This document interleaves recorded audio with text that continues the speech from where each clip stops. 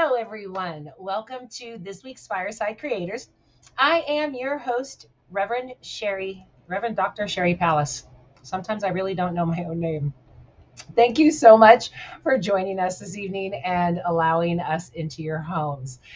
If you like this show, go ahead and hit like and subscribe. If you are on YouTube, hit that subscribe. If you are on Facebook, please be sure to register with StreamYard so I know who I'm talking to as opposed to a Facebook user or something like that. I can actually call you out by name when you have a question or comment. I want to thank our sponsors. We have Ruth, Tim, Ray, Michelle, Kirsten, and Tim. Heidi, you guys rock. Thank you so much for supporting the show.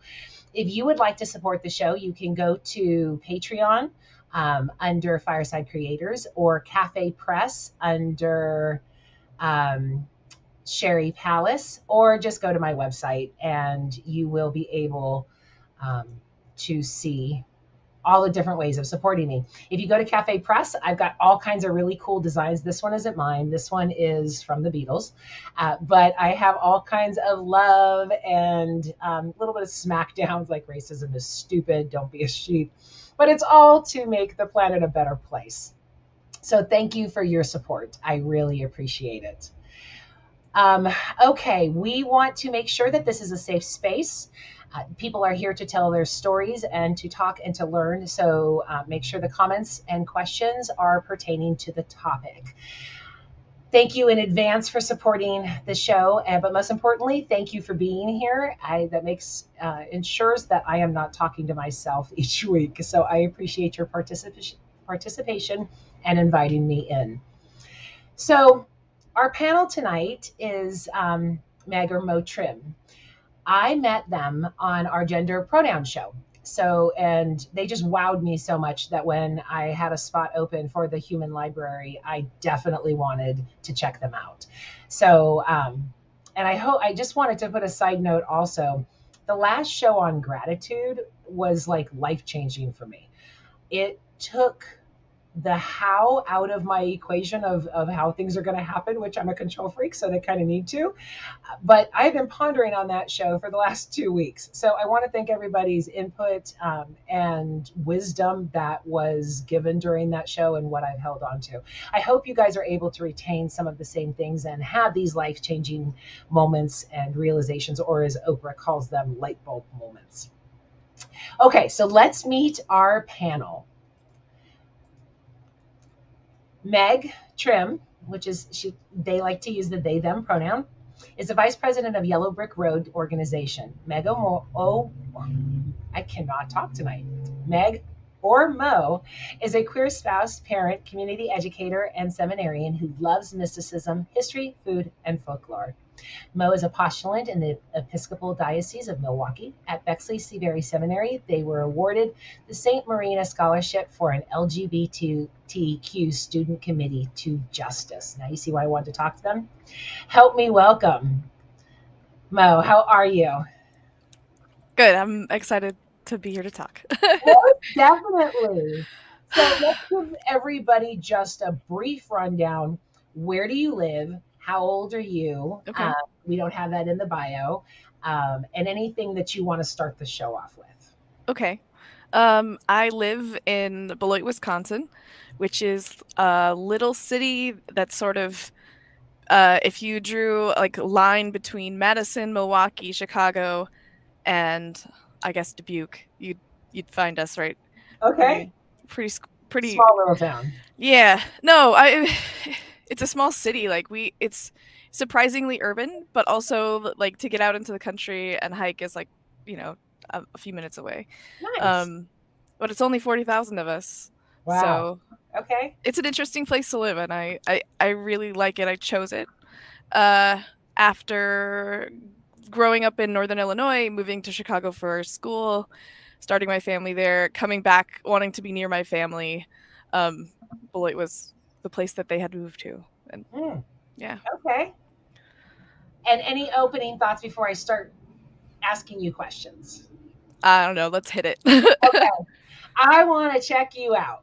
So tell me who you were at, let's say, 13?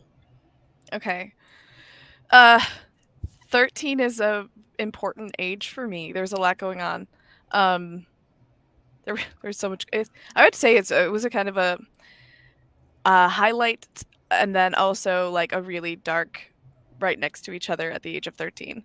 Um I had I was going through catechism to be confirmed in the Roman Catholic Church, and that was something that I took very seriously. Spirituality was really important to me at that time. And I had just like my first, I don't know, mystical experience at that age in prayer. It's very hard to describe, but it's like the whole room lighted up, but the lighting didn't change. It was really powerful. And then after that happened, I didn't really understand it or know what to do with that. So then I kind of wanted to like make the feeling come back, and I couldn't. And that feeling of inadequacy, like Mm. it fed into a lot of other things that were going on with me that where that feeling already existed. Yeah. So like I now know that I have ADHD, but I didn't get diagnosed until this January. Mm. But so like as a little neurodiverse kid, queer kid, I lost a lot of friends and I didn't know why, and I blamed it on myself. Yeah, there was a lot of stuff going on. And then my dad was a drill sergeant for a long time, and Oh, I wow. wanted to be like him. There's a quote from me being like 7 when my brother and I used to play army all the time and pretend we were fighting Nazis. That I wanted to my dream was to like hang upside down from a helicopter. That's what I wanted. I watched way too much like Green Berets army propaganda films. That's, I could see that as a bucket list type thing. Yeah. I'm afraid of heights, but I think that would still be really cool. Yeah. I loved to climb. But so the attack on 9/11 had happened like right at that Mm. same time. And my dad being in the Army Reserves was then starting to be put on alert to be called up. Mm. And so there was a lot of stress in my family about what's going to happen to my dad. And yeah, it was just a lot. And I ended up so feeling like I had and the other thing, this is like this whole conglomeration of events at 13. I recognized for the first time that I had a crush on a girl. Mm. And she was tall. She was one of my best friends.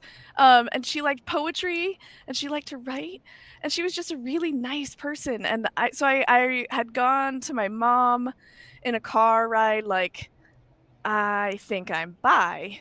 And that was a big word at the time. It was like I don't know, a buzzword for little teenagers, I don't know.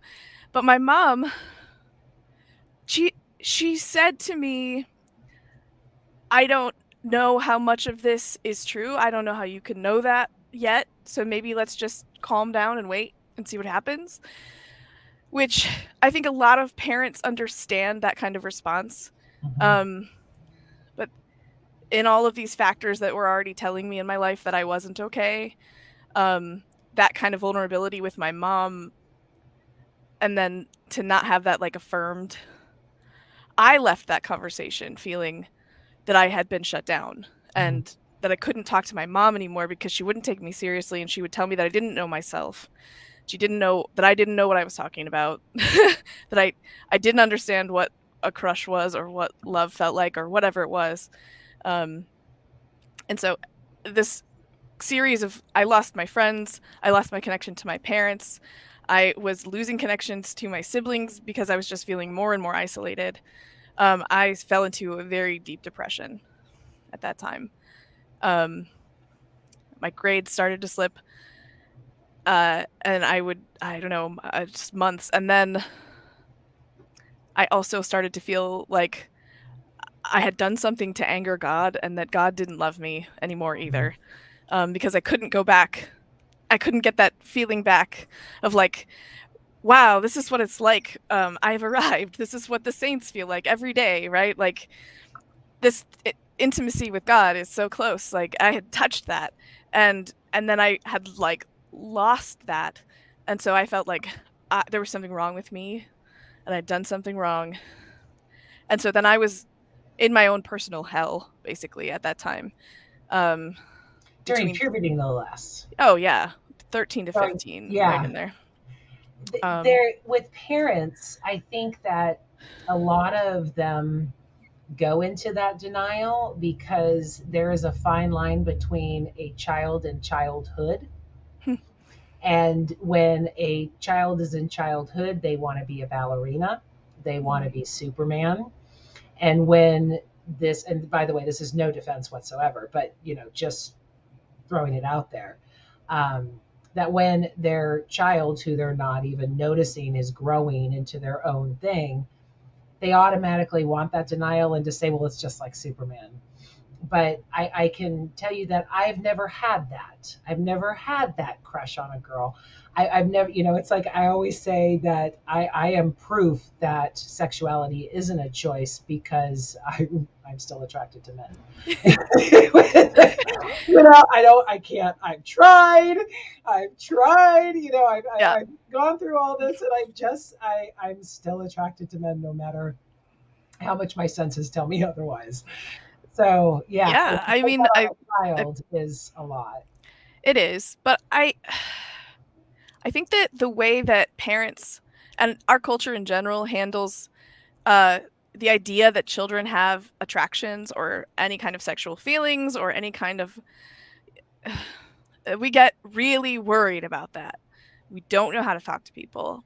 And so I think We make it such an awkward conversation. they were as freaked out about me liking boys as they were freaked out about me liking girls.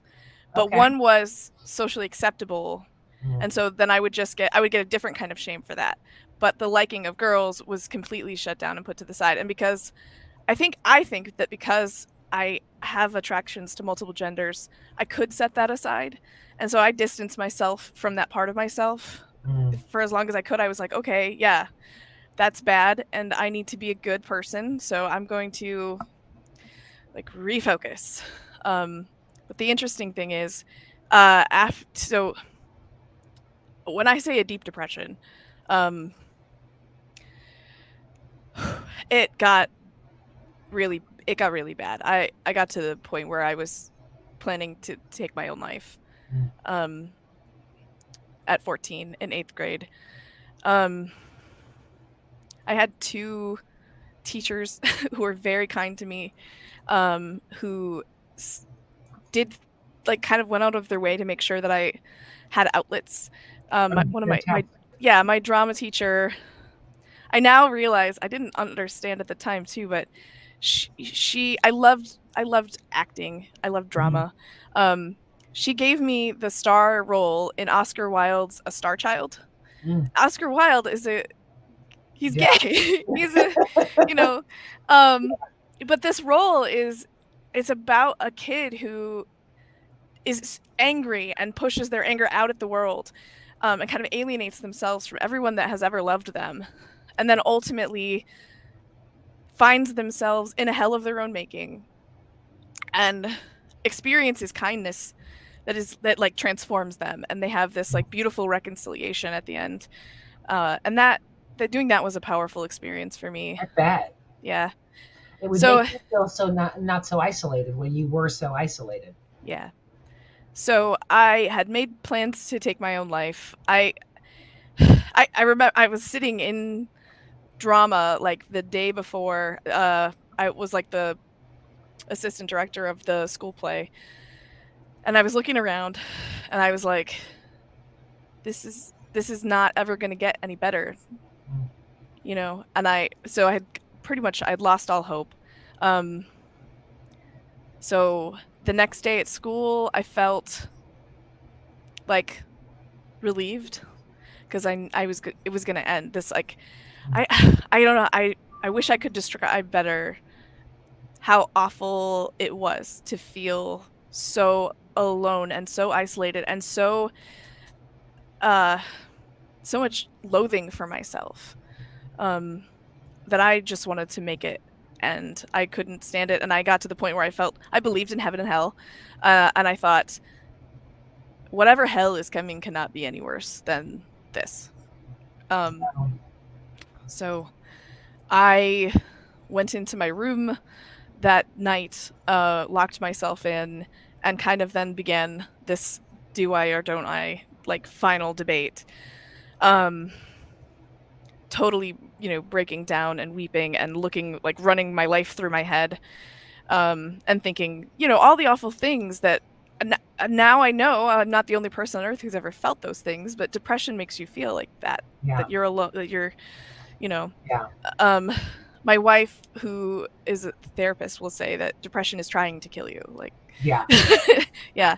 Um, Totally convinces you of it. All of the negativity that you were thinking is yeah. 100% accurate and without change. I survived because of a miracle in my in my opinion, and the way that I experienced what happened. Um, I was basically in prayer telling God how lost and angry and upset and hopeless and helpless and whatever, I don't even have the word, miserable I was. Um, but I kind of I get I it, like that some people describe prayer as the groaning in your soul. I think Mhm. I made one last like help. Am I going to do this or not? Um, and I heard words in my head that didn't come from me. I don't know that there was really a voice to them, but I heard it always gets better. Mhm. Um, and that was not a slogan when I was Yeah. 13. Those words came to me before I had heard that other people, that's something that people say to queer youth. Um, and I wonder how many other little queer folks have had that experience of like, but what changed like in an instant is like it is going to get better. I don't know when, I don't know how, it's not better yet, but I have enough of a spark of hope that I can keep going. And And so that's what that gave you. yeah, so my strategy changed from like nothing, trying to die, to how do I cope with this pain until it gets better. Um, so yeah, so that transitioned me from the summer of my 8th grade year into my freshman year of high school, was me trying out new things, just like you do as a teenager. But for me, so much of my experiments were about finding ways to numb the pain or distract me from it or give me a sense of something else that was so powerful that I could ignore the pain for a while. Yeah, that led me. Yeah, and I go back to love would have solved all of this, right? Yeah, I mean, had you had support, had you had honor, had you had recognition, those yeah. thoughts wouldn't have been there. Had you had support, I was so afraid to tell you my could, family. Because I yeah, thought I there was such a stigma about mental illness too, mhm, that I thought it would be a worse shame for me to come out and say what's really going on with me.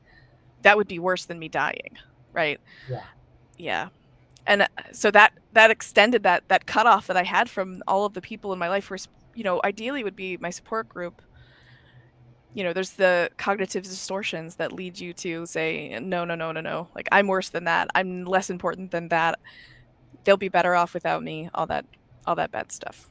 and then hope becomes a lie. Yeah. Yeah, Yeah. I'm so sorry. I wish I could give you a hug right now, I'm and okay. and I I hope that you've actually gone back in therapy and hugged that oh, 13-year-old girl of you. yes. Oh my god. Yes. We will get to the hugging. Okay, good. Yeah. I had sorry, but I have a fan going here, so it's a little bit okay. So, are we ready to close on that age and move to the next? Yeah. I would just say, in high school, I didn't do drugs. I didn't do alcohol. I did a lot of theater and I had a lot of sex. And that's how I got through it, was mostly with sex as a coping mechanism, because I realized I did a couple of things. It was a pleasure, but I also had power to like seduce. I Mm, kind of like realized I could do something with that. Um, so I guess that was entertaining enough. But yeah, so that was my drug of choice, I guess you would say. Yeah, your vice. Yeah, It's a fun one. it certainly is. Yeah. And it's like some people will say like, "Well, I smoke marijuana, but I'm not a slut." And I was like, "Well, I don't do drugs, but I'm a slut." I think I have this whole like passion project about defining certain things like balls is not strong, and Yes. and And slut. human Slut is another sexuality one is, that I yeah. embrace. It's like, I had fun during it. Well, I say warriors, but yeah. The warriors. Warriors. Yeah. But yeah. Good evening, David. Yes, there was a time change. So that's why the change in time. Okay, so you are having a freaky fun time and going into becoming an adult at 18. How does that change for you? What's going on there? Um, I what a weird time. I gotta run through all of this, and but You go I right think ahead. I want to hear it all. okay, It's 18 a is like chapter. really, that is an important age. Um, but leading up to what brought me there again is just this in high school, coping with this depression. Um, having problems in school, but not enough that I needed help. Nobody noticed I was struggling. Mm. You know what I mean? I got through. Especially having ADD. Yes. Yeah. So I did summer school a lot. I took advantage of being truant. I was like, there were times where I was like, I don't want to go to class. I'm not going to be there. I can't handle class today or whatever it was.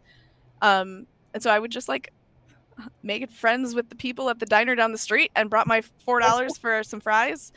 Um, and I flunked entirely algebra in my freshman year, and then I took it. But then I took it. Uh, oh no, and I also flunked English. I took Mm. English in summer school and got an A, and then I took algebra again and I passed it. I got, I think, a B. And how often Um, have you used it?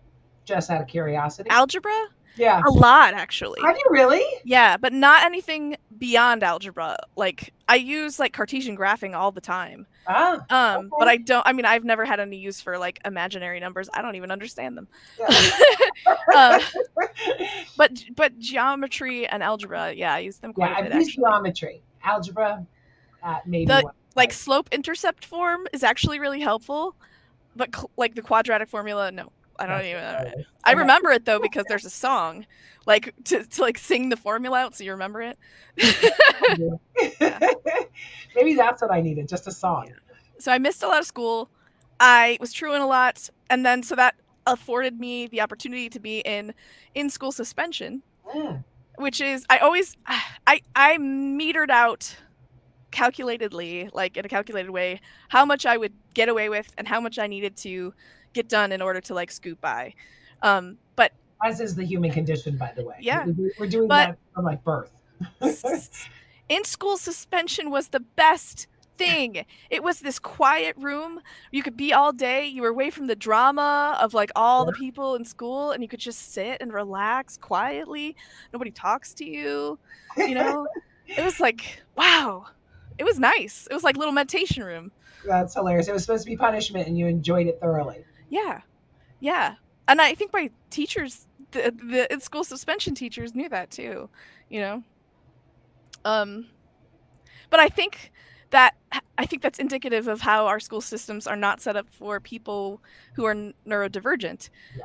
right? Because that's the kind of environment that I could have benefited from, but I only got it by acting out, right?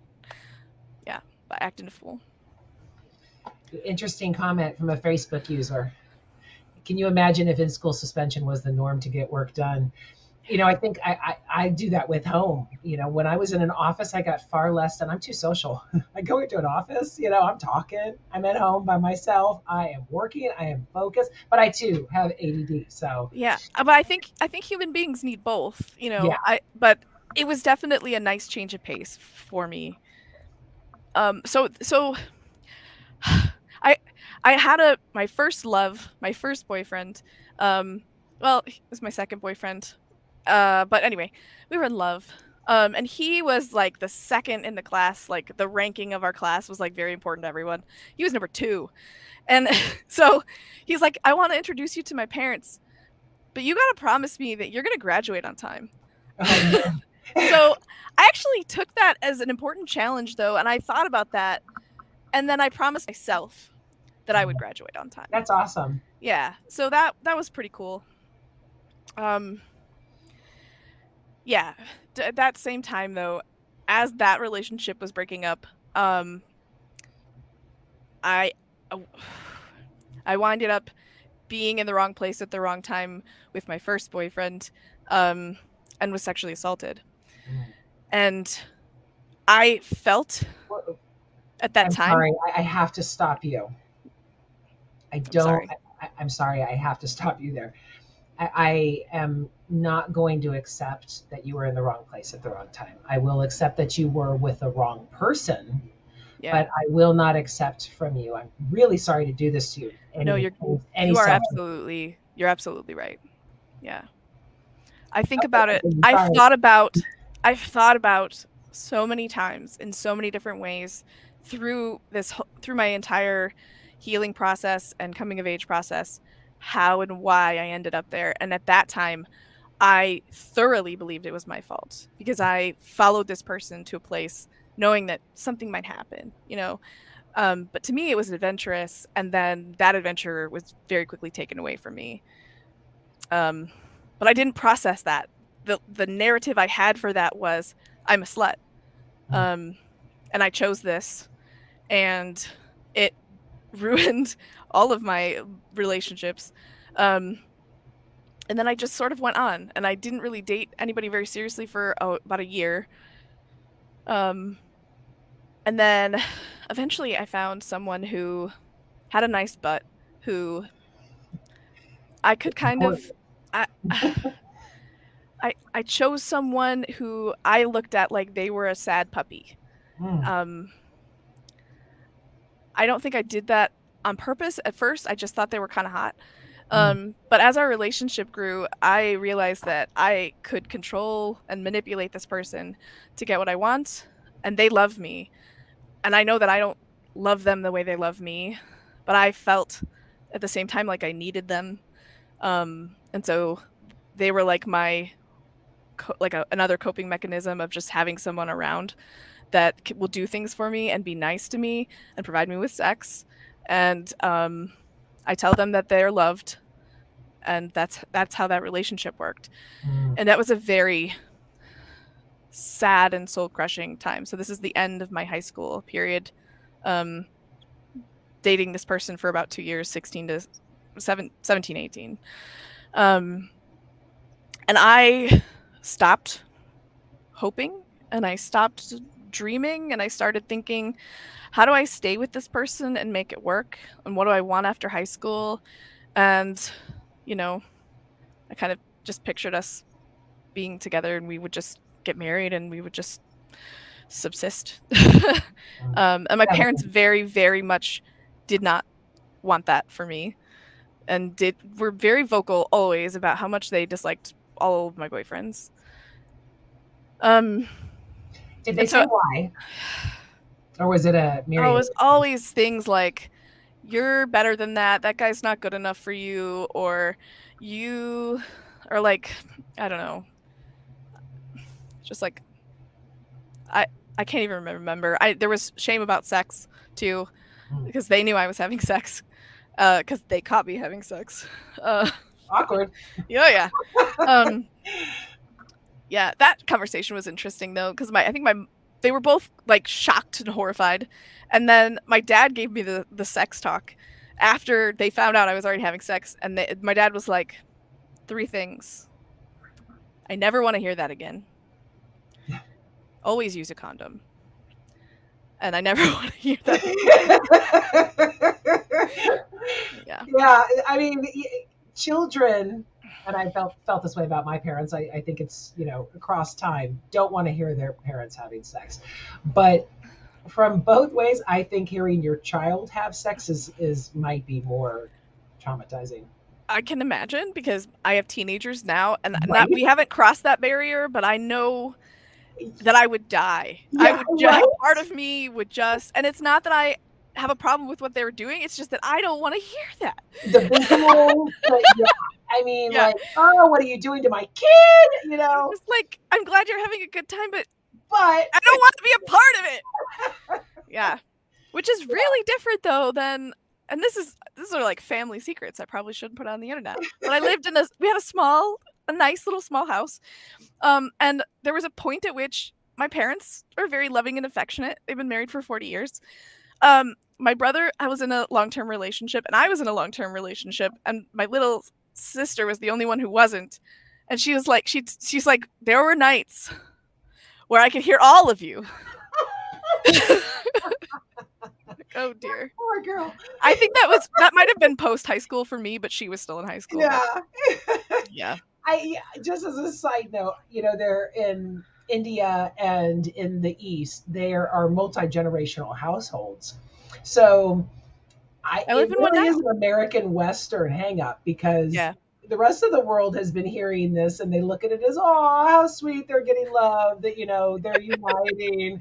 Here we're Yeah. like, no, Yes. my ears, my eyes. It's a Yes. societal thing, but yeah. Yeah. So that was that. So okay, so I'm in this relationship. My parents hate it. I graduate, like, my mom, as I'm about to graduate, I actually did well enough on my ACTs to get into a nice college that it was a Catholic Congratulations. college. I wanted to maybe pursue like youth ministry or something. Oh God, keep in mind, like, throughout this entire period, I've been a youth minister at my church, and then like getting what I need sexually on the side to cope. So I was living this like double life basically. Um, yeah, and As I most didn't. people do when they try to abstain. It's against our nature to do so, and it just creates a lot of problems. Yes, yes, it does. Like hypocrisy. I mean, that's I went through periods where I tried abstinence, and then periods where I just was like, I can't not, and so yeah. I'm gonna, and I like being Roman Catholic at the confessional with my priest. Like I would come in and he would just like, like knowing what's coming. And but like looking back on that, like how toxic was that? You Yeah. know, that I kept having to come to you and say this thing that wasn't even really a bad thing, and you had to tell me that it was bad, and then prescribe punishments for me and ways that I could fix myself when I didn't need fixing. Like that whole thing was toxic too. It Um, creates so much shame. yeah. Before I we move any further, I want Okay. to look at this question. I Yeah. believe this was in regards to what your dad said to you. How did that cause you to feel? That made me feel respected and empowered.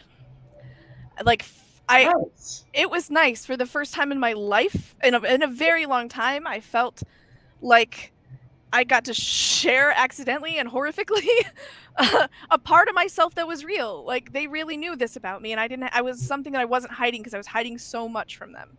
I was hiding everything about how I felt and what was going on inside. So their awkward discovery of this thing and then their relative acceptance of it was something I think I really benefited from. Um You were yeah. seen. Yeah, they didn't further shame me for that. They took a really pragmatic approach, um, which was great. And then I got the whole like, my parents were high school sweethearts too, and they're like, "We know how it is." And you're like, "Ah, you guys." Yeah. You heard us a couple years ago, right? Yeah. Yeah. Yeah, So, yeah, I think that was actually a positive thing. that's awesome. At least you received some validation. Yeah. But then, so the shame was mostly related to my church life and my internalized understandings of what that was and what that was meant and what that was supposed to do, and this whole like separation from the naturalness of your body, and what a mess.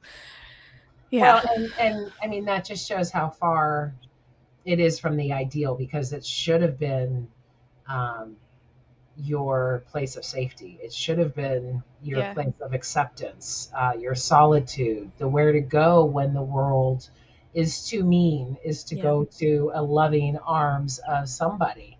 Yeah. And when the church is the one that's being abusive and telling you that you're a horrible person, or you need shame, um, Yeah. that's when we tend to run. Yeah.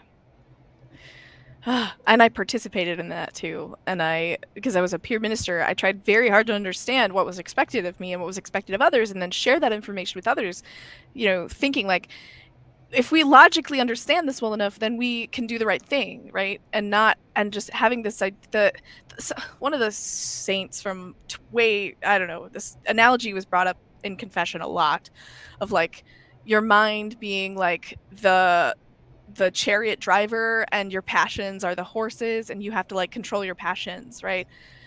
That's just a really fucked up way of looking at what it is to be a human being, to subjugate parts of yourself. Well, Um, I look at it as like with other bodily needs, yeah, physical needs. yeah, I cannot think hard enough to not eat. I cannot. My mind, while it might hold, I still am going to have to use the restroom. And yeah, we have these urges in our body for a reason, and to demonize those yeah. creates all of these problems. Yes. It's To, the to- yeah, right. It's the thing itself is not the problem. The way we think about it yeah, is problematic, yeah. yeah. So, okay, so to get to being 18, I am about to graduate from high school. My parents are like, "Hey, your aunt works at this summer camp in Southern Alabama.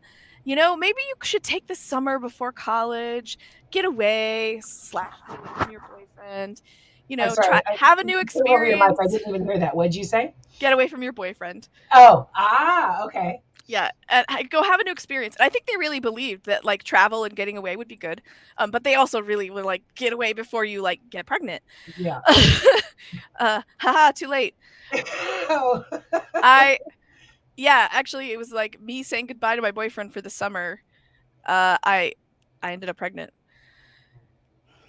at 18. So but I didn't know that at the time. So I went away to summer camp, stayed with my aunt, um, who was getting a divorce. So they were like, "Oh, you guys will be each other's company."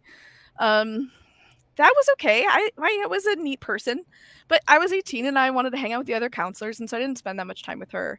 But I did make friends. Good. Uh, it's this experience at summer camp before I knew that I was pregnant. I had people who wanted to hang out with me with no ulterior motive. They didn't need anything from me. They didn't like it was just like, "Hey, come hang out with us. Do you want to go for a ride? Do you want to go to Walmart?" Like when we were on breaks. Um and then being surrounded then too as a counselor at an overnight camp by we would get every week like a new little group of kids. The first groups were, I think we did like the 7-8 year olds, like little kids, and then we did like the middle schoolers, so like 12 to 14, and then we did like 9, 10, 11 year olds at the end of camp. And like each group, being able to interact with them on their level was amazing. And then you get this like little group of fans. And for somebody who deeply and internally believed that I was a piece of shit, that was incredible. Mhm. Just to have this like the unconditional adoration of tiny little children was like just such a gift to me. That's right though, because I think about my camp counselors, and I still with love. It Yeah, was like, oh my God, I wish I remembered their last name so I could look them up on Facebook. Like, yeah, there was one that was a total bitch, and it's 10 year old, so she sticks out. Like, I'd still like to find where she is. yeah. But yeah, I mean, I never looked at it that way before. They're right. You are that. So that environment changed my life. Nice. It made me appreciate who I was. Like 3 months of immersion into this really loving environment changed the way that I saw myself. And one day, ah, it was a beautiful sunny day, and I was leading this group of children to our dining hall, and we were in the trees, so we were shaded, and they walked out into the sunlight, and I just thought, like, wow, there they are, like God. That's like God is radiating this beautiful presence off of them, and they are so beautiful. And I felt like like I got to see the love that God had for them, and then but I was following them, and then I walked out into that same sunlight, Mm. and I felt it on myself, and I was like, oh my God.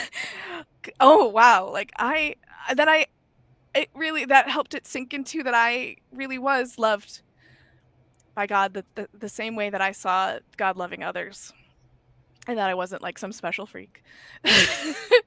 So Well, actually, you had that I still think I'm a experience. special freak, but We are. We but that are.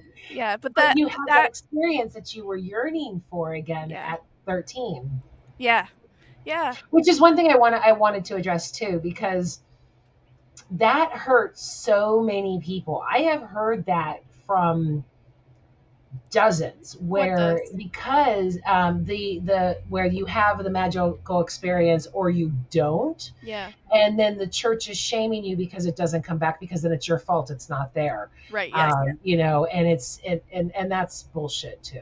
oh yes yeah It's, we don't know when or why we can't ask for miracles per se, yeah and have them delivered on demand, but that does a I lot of damage in the church too, is yeah setting these expectations and blaming you if the magic doesn't appear. yeah I'm so grateful right for this moment in my life.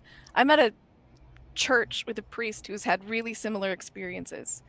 I've never heard someone else talk about having like a mystical experience and then also then having that self-doubt creep in and Mhm. that lead to like Mhm. depression and confusion. Yeah. Nobody talks about that part, but it's so nice to hear that I'm not the only one, and that I think I think ultimate like I have like looking back now, I have reasons I think that I can appreciate all the things I've been through. And that I also think I in a way I was praying that like don't give me a lighter load, give me a stronger back, make me the person that you want me to be, Mm. and I think when you pray for wisdom, you get experience. Mm. So, Yeah.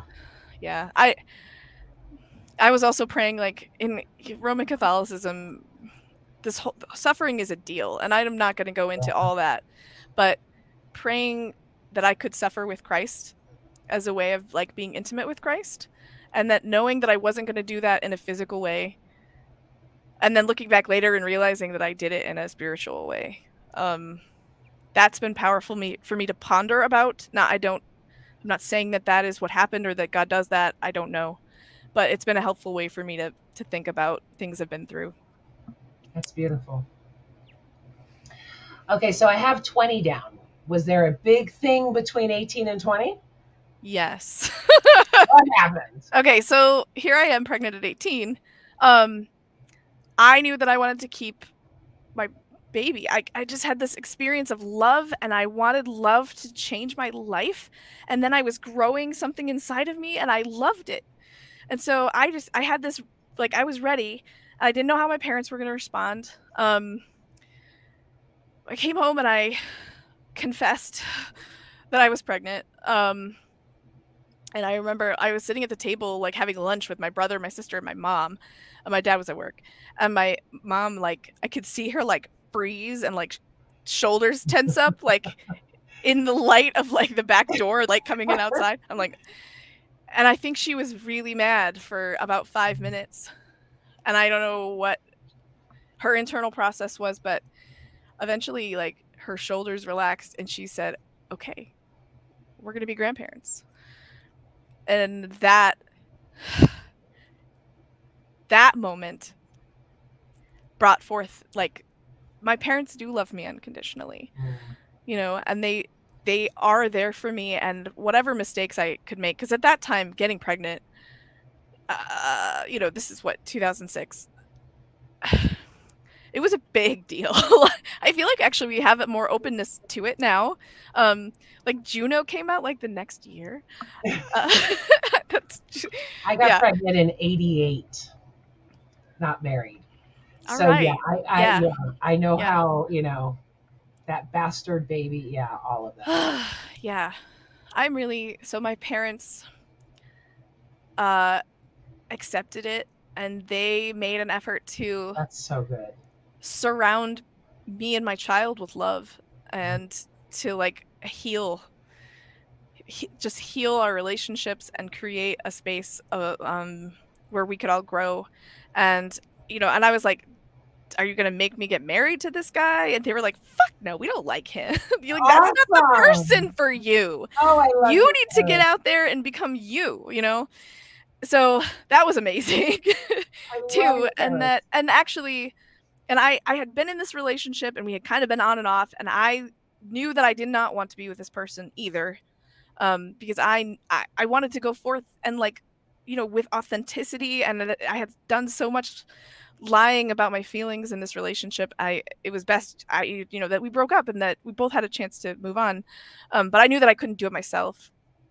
So it was actually my dad and my brother that sat down and were like, "You guys are done." Oh, Um, wow. yeah, but like, if you want to take responsibility for this child, you have to step up and take responsibility. We're not going out of our way to make sure that you're included. And that's basically so they helped me set a boundary in Yeah. this relationship, um, to make to if this person was going to be there or not, that was on them, and to create space for myself to become my own person. And then additionally, like, I had been set up to go to this college far away in La Crosse, and I was like, do I still go to college, to my mom? And she's like, of course you're going to college. I applied for my local community college, which Okay. thankfully is a really, really quality program. Nice. So I started there and I got my gen eds done there. I And would then, like to insert a comment real quick. yeah. The dichotomy between you not being supported and the reactions that were had to you being supported, just in you speaking about it, your demeanor changes. And I really hope this is being conveyed to our audience to see what a lack of support looks like and what support looks like and the result of it, or not. Yeah, that's a great point. Okay, And then and then I went to community college and I became a socialist. I'm kind of kidding, but what actually, I mean, but but really though, I did become an atheist, because I started to see all the ways that I had been lied to and the ideology that I had grown up in, and how those things weren't true, and the histories that I've been given were clearly one-sided and biased and not honest about the impacts that had actually occurred. And and then in sociology, talking about how human beings benefit from religion, and so like basically we made it up.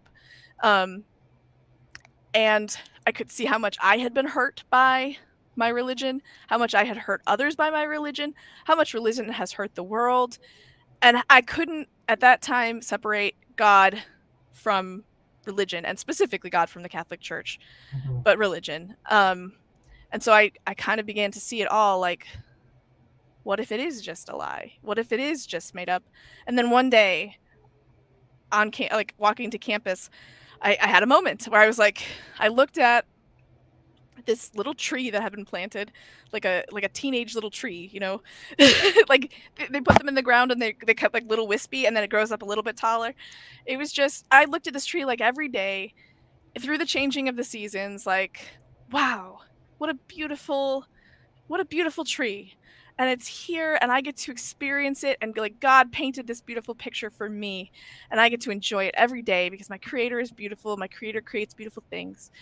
And then that day I had that realization that that tree just exists. That tree was not put there by some creator. That tree does not owe me anything. That tree's existence is not to give me beauty. That tree exists because it exists. And God does not. Basically, is what happened. It was like, Okay. so yeah. So then I really kind of began to look at the world in a different way, believing then that, okay, God does not exist, and thinking everything that I've been through, all my religious experiences were like, like highs. There's sense like you breathe deeply enough, you get high, whatever.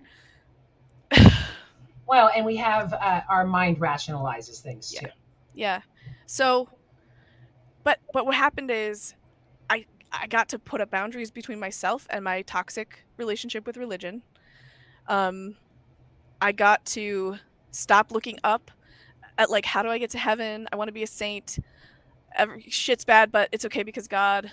And then to like look at the world and the human beings around me and what was going on around me and actually be in it and be a human in the world for the like basically for the first time because I had such a like messed up trajectory, like always looking up and never looking out. Yeah. Um, so I think atheism made me a better human. Because then I began to really Some care would about. say that. Yeah. Some, I mean, that when you stop that separation from your brother because of beliefs, because of, shame or whatever, and religion does that, religion creates that boundary. When you toss those boundaries, it does bring more unity. And that is the antithesis of what's supposed to happen. I know, but it's not just that. It was like that is also true, but I think it's also that religion, at least what I was raised in, was kind of like the only thing that is important is your afterlife, and Yeah. everything that you do is about your afterlife, and that Totally kind the of same led point. to like doing for other people so that I could achieve an afterlife and not actually giving a shit necessarily about those other people in any consequential kind of way. Yeah. Only as far as like my own empathy and sphere of family, but not really having like engaged in the world. And so in a liberal arts setting, then humanity became my religion, right? And then I wanted to know as much about the world as possible and about how we interact with each other and about how our minds work and about about racism and sexism and homophobia and women's literature. And, you know, Women right? Really? yeah. Um, and it was really transformative. So That's yeah, so then I awesome. spent the next 2 or so years as an atheist, and then I ended up, gosh, a lot of things happened. I finished my community college. I started at at the time was Rockford College, um, and I'm gonna shit all over Rockford College, but my mom had a great experience there, so it's just me. uh, I was I was studying to be a teacher, um, because I loved working with youth, but I didn't want to be a youth minister because that was all bullshit, So I was like, okay, maybe I'll be a teacher. So I was actually like a semester before I was supposed to start student teaching. I was sitting observing a classroom. It was a criminal justice classroom, and they started talking about the symptoms of sexual assault and sexual harassment. Um, and then they did a case study about a rape. It was like a he said, she said kind of a thing, but talking about like how these experiences impact people who have been through them and changed their lives. Uh, I saw myself Mm, up there and I just kind of like stopped breathing in that classroom. mm. Um, and I kind of panicked. And then I kind of like was like, I have to go. I can't stay. I can't stay in your class anymore. And I just kind of zip out. I went to the like student resources psychology center at the college and was like, I don't know what's happening to me. I was just in this classroom and it made me feel uncomfortable, but now I'm like panicking and I don't know why I'm panicking.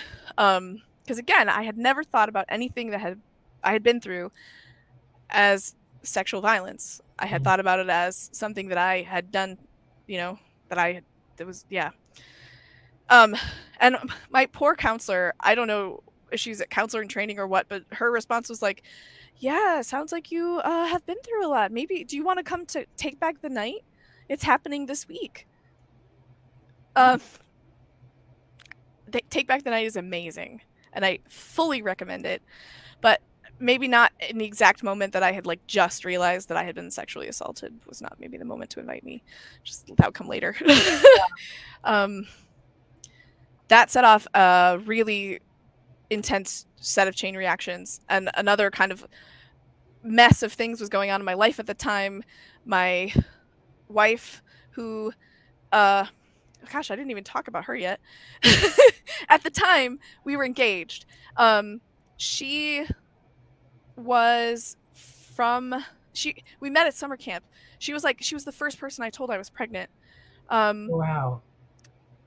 and we dated on the phone for 2 years, and then as I was like transitioning into Rockford College, she had actually moved up and moved in with me and my baby, who she was parenting with me in my parents' basement, and then but decided like to postpone our wedding, and like not a conversation.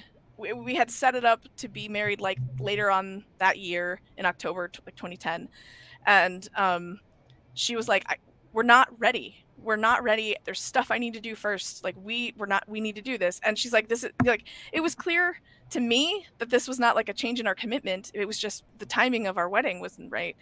But my mom freaked out. My mom was like, she's gonna leave you. She's trying to leave you. You know, Oh you and your dear. baby. Oh You dear. know, yeah, it's very scary. My mom has good reason to feel like that based on the adults in her life, but that's Well, not my she's story to human tell. too.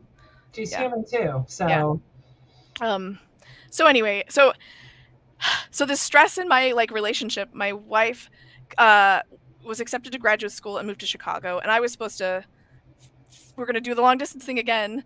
But we had already been like co-parenting for like almost a year. And then so I was going to be like a single parent again all of a sudden after like we were together. And then I was realizing this thing about like sexual assault. Why is this bothering me? What the And then I had gotten a scholarship, and on the side, in addition to being a full-time student and working a little bit of a job and trying to be a parent and trying to be a future spouse, I was running an after-school program for fifth graders. And it was an awesome experience, but it was like all too much at once. And so when the sexual assault thing happened, it was like everything stopped. I came to a place where I felt like my I think it's what you call a psychotic break. Like I felt like whoever I am is a puzzle that was like completed, and somebody flipped it up and all the pieces just started to fall away, and I like fall and down and crumble, and I knew that they would never be put back together the same way again, and I had to start figuring out how to rebuild that. So I ended up closing my after school program, dropping out of Rockford College, and then moving to Chicago to be with my wife, my future wife at the time, and be out of my parents' house for the first time in my life, and really like become our own family unit. And being in Chicago, then we were like in this tiny like first we were in my wife's like little tiny studio apartment, and then there was like thankfully like an apartment opened up like a month later, and so we got in a one bedroom that we split down the middle with a bookshelf, and like our kid was over here and we were over here, and it was and we made it work. And oh my god, that apartment was so cold. It was like 53 degrees in the wintertime. Anyway, good times. But and then I knew I didn't want to quit school, but I knew that I didn't know what I wanted, and being a teacher had started also not to feel quite right. Like I started to feel like that's too much responsibility. Like I don't know if I'm a person, because I thought about the ways that my teachers had impacted me, that could be in a room, in the same room, every day with the same kids and be a steady, kind, informative presence for them. I felt like I was too unstable especially at that particular point, but also that like I didn't know what ADHD was really at the time, but there's a part of me that knew I needed more variation in what I was doing, and that really wasn't going to be a good fit for me. So moved to Chicago, applied to DePaul University, which I had driven by before, and something about that place was like just like I don't know what that is, but I want it. And so when I was there, I was like, oh my god, I can apply to DePaul. So I did, and that was incredible. I started at DePaul the next fall. Basically, I didn't miss a beat. So I kind of like lost the credits I would have gotten in that semester that I dropped, but then started right up again the next fall. And yeah, so now I was in this time where I was like trying to parent for the first time alone, sort of, but with my like we were our own family unit without the support of my family, which was really good. And then I started realizing like try to differentiate myself from like my parents' voices in my head, and that was a whole fun thing I think people do in their 20s. Yeah. Yeah. And then DePaul was incredible. And I ended up in a classroom eventually, in a class that's called, I forget the exact title, but it was something like the intersections of Buddhism and Christianity. And so we were studying Jesus and Thich Nhat Hanh, and yeah, it was so cool. It's a great topic. Huh? It's a Yeah. great topic. I'm actually trying to book a show on that. Oh, so good. So I was reading Meeting Jesus Again for the First Time by Marcus Borg, and The Heart of Buddhist Teaching by Thich Nhat Hanh.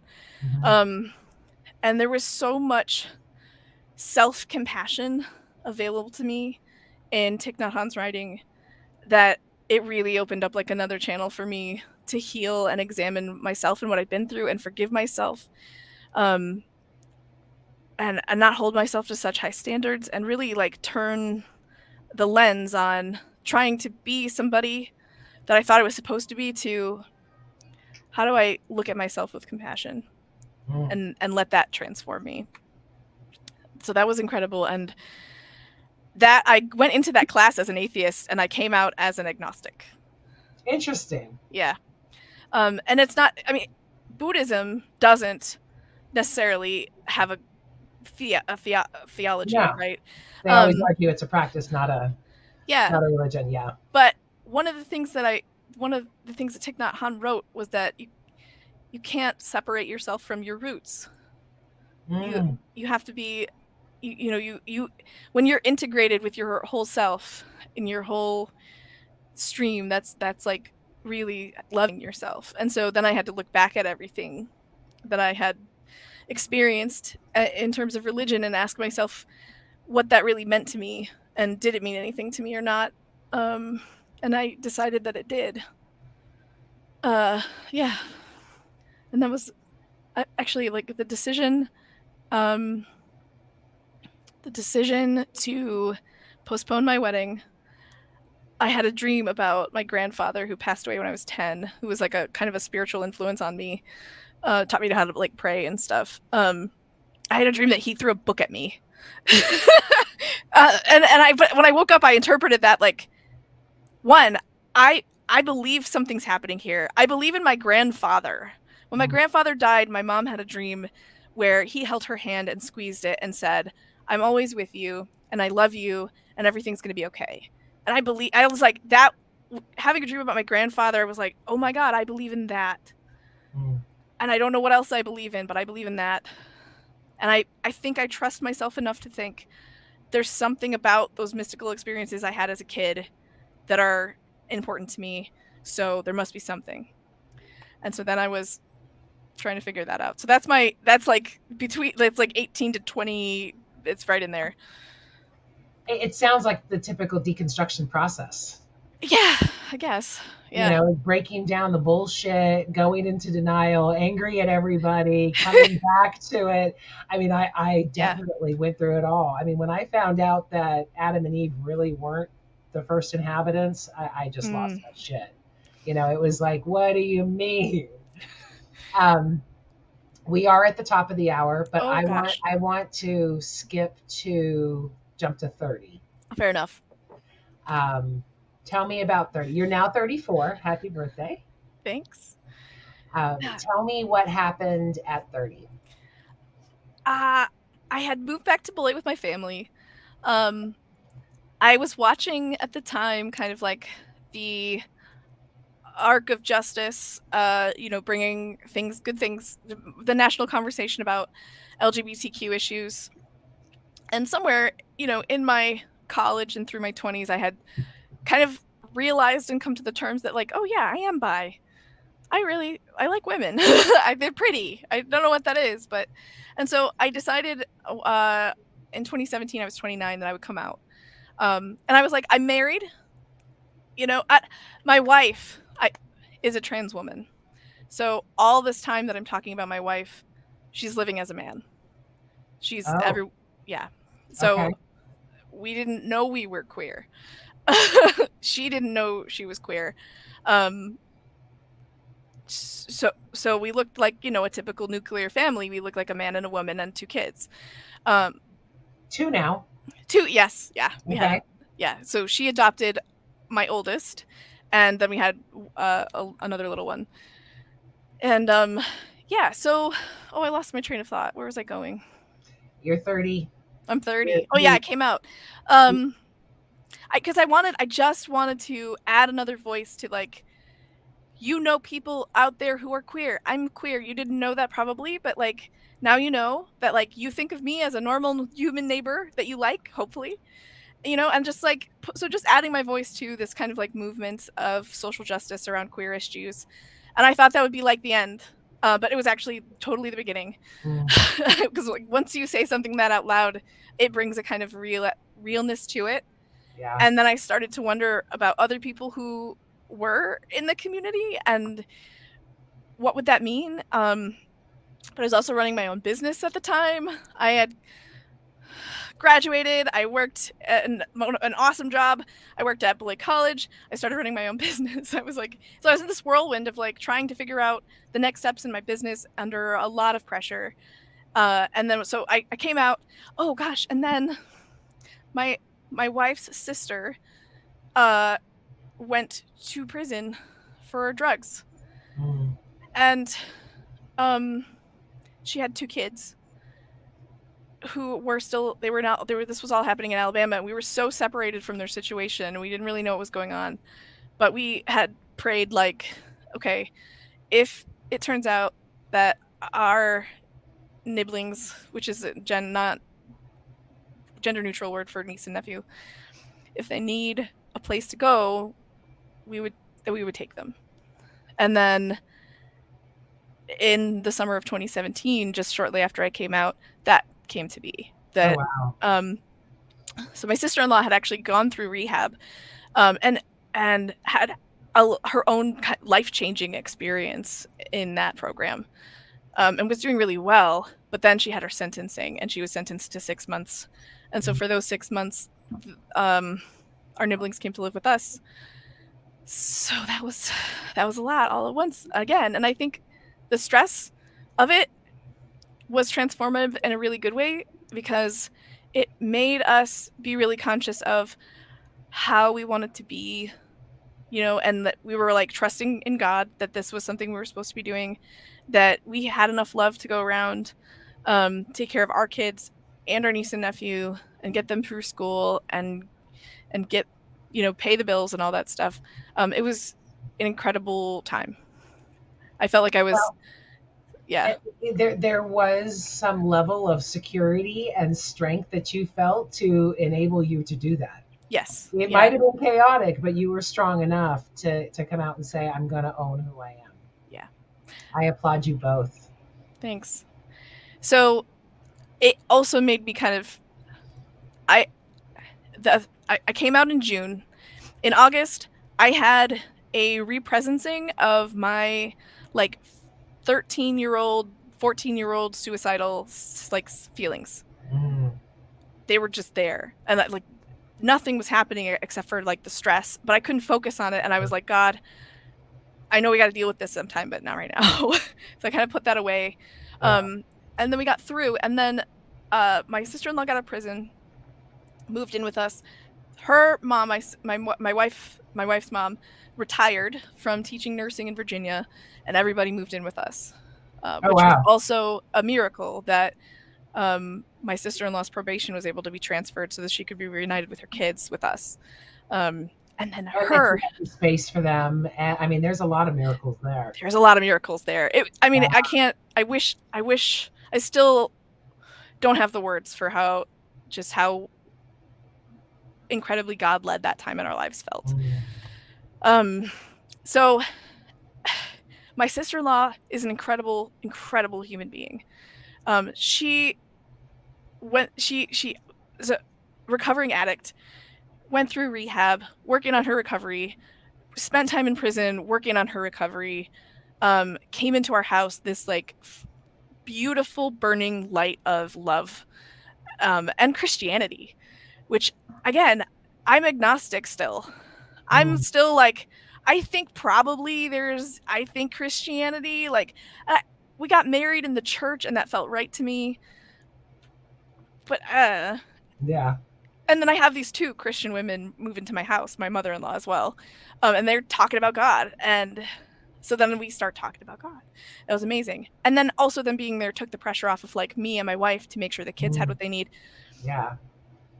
So then I had my breakdown again. My depression came back. And I was like, because it was time, because I was allowed to. And this is the last time that I was ever suicidal or self-harming. And it's not because I wanted to die at that time. It's, I think, a represencing of feelings from when I was younger and finally being able to examine them in a new way. It was really powerful. But what came out of this was, I'm queer. And like, I'm freaking out right now because I'm afraid of how my mom is going to react to the fact that I'm queer. And that I'm speaking aloud that I'm queer, and that I'm interested in other people and like being part of a community that is queer, making like in that, like living into that, and also like examining then, like the flood of when you realize something about yourself that's always been there, then you go back and you're like, that's why this happened that way, and that's why this happened that way in my childhood and my, I'm realizing all of these things, and I felt ultimately like I had a choice to make about whether I was going to live into this truth or continue in denial of it. And I, being with someone who was like working the 12 steps so hard, I was being introduced to those ideas of like how important it is to get out of denial. And so then the kind of like voice in my head, which I think is God speaking to me again miraculously, less clearly a voice this time, but like clearly words that I needed were, stop trying to be something you're not. Get out of my way and let me use you. Because you being in denial about this is making you unavailable to me, right? It's making me closed off, making me, I'm closed off and I'm self-centered and I'm focused on whatever, when I need integrity in my life. I need to let like that like light of God shine through my soul and light it all up and get rid of my skeletons in my closet and just let me be who it is I'm supposed to be. So it's so beautiful though. I mean, that should be all of our goal. Yeah, it was incredible. So then I was like, this is the last time I'm going to do this, that I'm going to have like a mental breakdown. You're 34. You will have another one. I'm sure. But I did, but Sorry. I made choices out of this one that I had never done before. One, I started a 12-step program working on my depression. Two, I went and got medicated an antidepressant for the first time in my life. What was the other thing? I came out as queer, I think. There were 3 things. Oh, I went back to church. Oh. I decided I just had this like sense that that my journey, my queer journey was my God journey, and it was time for me to like re-embrace that. So then I started to go church shopping, and I ended up at St. Paul's Episcopal Church on Palm Sunday of 2018, and I fell in love. And now I'm a postulant in that church, which means they have kind of explored a call to priesthood for me and agree with me that that's something that I could pursue and I should pursue. So I'm in school for that right now. Fantastic. Yeah, there's my story. I love your chapters and I love your story. Thank you so much for sharing this. I hope that everybody got out of it as much as I did. I think this was a fabulous chat, so much so that I didn't stop it at an hour. Sorry, I talk a lot. You're fine. I loved it. If it's good, this is the beauty of YouTube and Facebook. We don't have to, sponsors aren't kicking in going, you have to get off. There's a new show coming on. So if it's good shit, we're continuing on. So thank you so much for all of that. Thank you. Do you have words of wisdom to impart on us as we leave the show? Only that I hope that you will look at the people around you and realize that the world is queerer than you think, and that those people, just like lots of people, need your support and your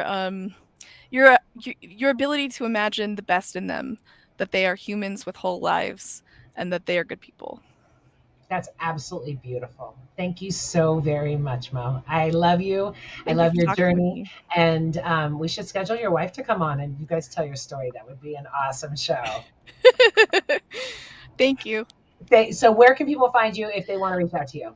Yes. You can find me on Facebook. I do a lot of my stuff on there. So I'm Meg Trimm, Trimm, and also Yellow Brick Road Organization, which is a local queer community in Rock County, Wisconsin. And we work on creating safe spaces for LGBT folks in our area. Um, yeah, that'd be a great place to find me. And also, if you want to do something for the LGBT community and you don't want to do something so specific to my locale, give to the ACLU. Mm, They are doing amazing work. fantastic. Thank you so much for your time and your vulnerability. It was a great show. I will talk. I'm going to send you backstage. I'll talk to you afterwards. Okay. There's so much. I'm going to be pondering this show for a few days, just thinking of the enormity of change, being in parallel with so many different people's journeys. It was a beautiful show. Hit that like and subscribe. If you are looking for next week's information, we are doing a show on atheism next week. We have an all-star panel, and we'll be figuring out exactly what atheism is, what it isn't, what drives it, what perpetuates it, and where to go from there. It's going to be a great show. So do me a favor, have a wonderful week, and walk in love. It's the only thing that matters. Bye.